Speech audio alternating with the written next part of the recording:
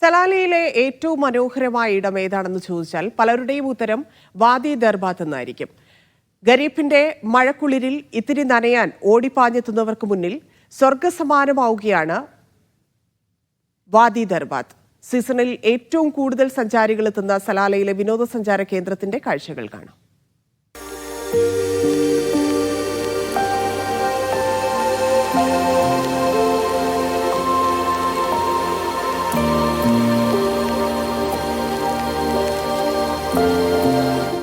Dhofar മലനിരകളിലെ ജബൽ സംഹാന്റെ താഴ്വാരമാണ് വാദി ദർബാത്ത്.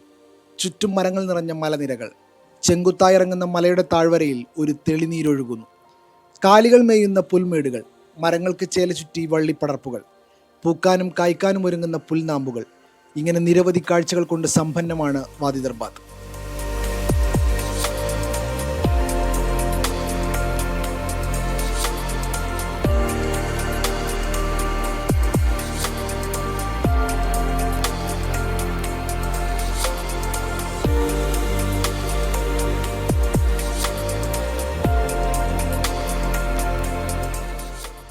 സഞ്ചാരികൾക്ക് ഉള്ളം കുളിർക്കും വരെ പെഡൽ ബോട്ടുകൾ ചവിട്ടി താഴ്വരയുടെ ശീതളിമ ആസ്വദിക്കാം. ഉന്മേഷത്തിനും ഉണർവിനും ചായയും കാപ്പിയും ഉൾപ്പെടെ ലഘു വിഭവങ്ങളും ജ്യൂസുകളും ഒരുക്കി ഫുഡ് സ്റ്റാളുകൾ, മൊബൈൽ ടോയ്ലറ്റുകൾ തുടങ്ങി സഞ്ചാരികൾക്ക് എല്ലാ സൗകര്യങ്ങളും വാദി ദർബാത്തിൽ ഒരുക്കിയിട്ടുണ്ട്.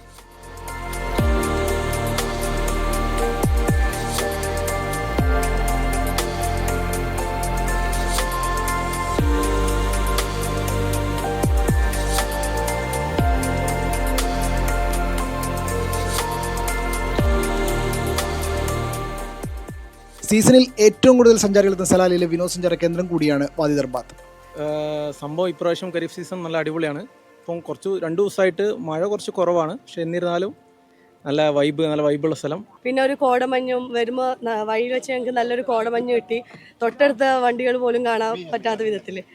സത്യം അതൊരു അത്ഭുതം പോലെ തന്നെയാണ് ഞങ്ങൾക്ക് ഫീൽ ചെയ്യുന്നത്. ഈ ഒരു എന്താ പറയുക, ഡെസേർട്ടിൽ അല്ലെങ്കിൽ മരുഭൂമിയിൽ ഇങ്ങനെ ഒരു പുൽമേടും കാണാൻ ശരിക്കും ഒരു മൂന്നാറൊക്കെ ഒരു ഹിൽ സൈഡിൽ പോയാൽ അതേപോലെ നല്ലൊരു വൈബുണ്ട്. ഇപ്രാവശ്യം വെക്കേഷന് നാട്ടിൽ പോകാൻ പറ്റിയിട്ടുണ്ടായിരുന്നില്ല. പിള്ളേർക്കെല്ലാം ഇവിടെ വന്നപ്പോൾ നല്ലൊരു നാട്ടിൽ പോയ പോലത്തെ ഒരു ഫീലും നല്ലൊരു ക്ലൈമറ്റും കാര്യങ്ങളും ഉഷാറാണ്.